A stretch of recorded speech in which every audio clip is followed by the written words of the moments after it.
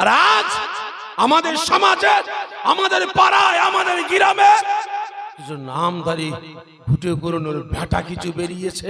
দুদিন মাদ্রাসায় দু পাতা পড়ে বলে কিনা রসুলকে চিনে ফেলেছি। আমাদের মতো মানুষ মরে গেছে, শেষ হয়ে গেছে, মরা গরু ঘাস খায়। কি বলে না বলে না?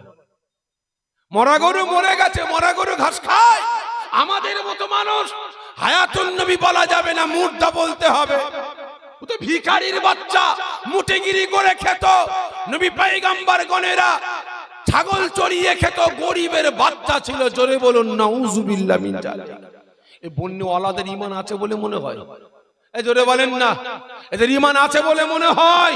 আমার তো মনে হয় এদের ঈমান নাই।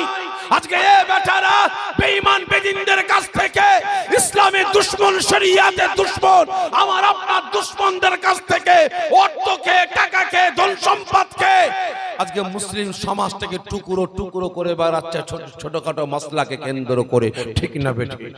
ইসাকে আর সমাজে কত ছোট হবেন, কত লাঞ্ছিত হবেন, কত অপমানিত হবেন।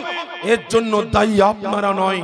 আমাদের ঈমান, আমল, আকীদা, আমাদের একতা, ঐক্য, ভ্রাতৃত্ব, ভালোবাসা, মুসলমান বাপ বেটার সম্পর্ক, ভাই ভাই সম্পর্ক, চাচা ভাইপোর সম্পর্ক ধ্বংস ধূলিসাৎ হচ্ছে। এর জন্য দায়ী কোন হিন্দু ভাইকে করব না, কোন বৌদ্ধকে করব না, কোন শিখকে করব না, কোন পাঞ্জাবিকে করব না। এর জন্য দায়ী আমার আপনার বাড়ির, আমার আপনার গ্রামের, আমার আপনার পাড়ার নামধারী দুই শ্রেণীর মুনাফিক মার্কা মানুষদের জন্য। কয় শ্রেণী? দুই শ্রেণীর মুনাফিকদের কারণে। বলতে পারেন এই মুনাফিক কারা? বলতে পারেন ভাই? বলেন তো সর্বপ্রথম জাহান্নামে যাবে কারা? সকলে মিলে বলেন। হ্যাঁ, সর্বপ্রথম জাহান্নামে যাবে কোন দাড়ি চাচাওয়ালা নয়, প্যান্ট শার্ট পরাওয়ালা নয়, কোন কোটটাই পরাওয়ালা নয়। সর্বপ্রথম জাহান্নামে যাবে এই আমাদের মতো টুপিওয়ালা, দাড়িওয়ালা, জুব্বাওয়ালা, হাদিসওয়ালা, কুরআনওয়ালা, নামাজি, রোজাদার, হাফেজ সাহেব, কারি সাহেব, মাওলানা সাহেব, মুফতি সাহেব, মুকাদ্দেস সাহেব, মুফাসসির সাহেব, ইমাম সাহেব, মুয়াজ্জিন সাহেব, আমাদের মতো পীর সাহেব, পীরজাদা, মুনাফিক মার্কা আলেম সমাজ। দ্বিতীয় নাম্বার, সর্বপ্রথম জাহান্নামে যাবে কারা? বলতে পারেন? আমি আগে থেকে বলি, আমাকে কমিটি ভাইরা দাওয়াত দিয়েছে, মাদ্রাসার কর্তৃপক্ষরা দাওয়াত দিয়েছে, কোনো ঝান্ডার পক্ষে বিপক্ষে বলাবার জন্য না।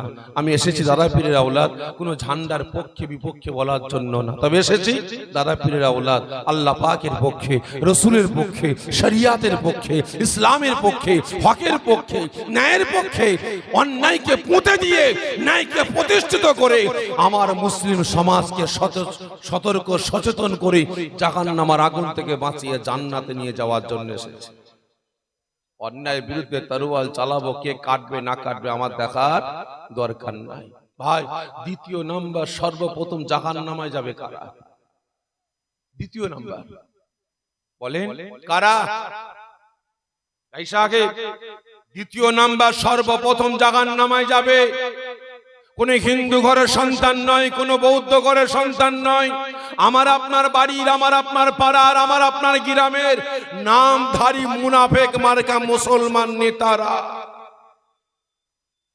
আজকে বাস্তব বলছি, আজকে বাংলার মুসলমান আমরা লাঠি ঝাঁটা জুতো খাচ্ছি, আমাদের হাইরানি করছে।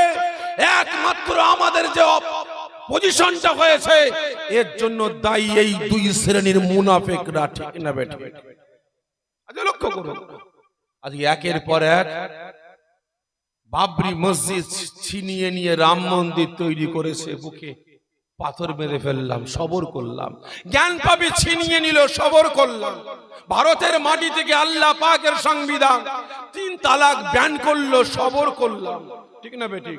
ও বাবা, তারপরে দেখি আইন পাস করে, বিল পাস করে, একটা না, দুটো না, 1000 না, 2000 না, তামাম ভারতের মাটি থেকে সমস্ত মসজিদ, মাদ্রাসা, খানকা, ঈদগাহ, কবরস্থান আল্লাহ পাকের নামে আমাদের পূর্বপুরুষরা দান করেছিল ওয়াকাফ সম্পদ, আজকে সব ছিনিয়ে নিয়েছে। ঠিক না বেঠিক?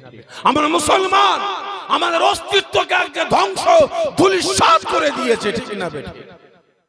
এর জন্য দায়ী ভাই এই দুই শ্রেণীর মুনাফিকেরা।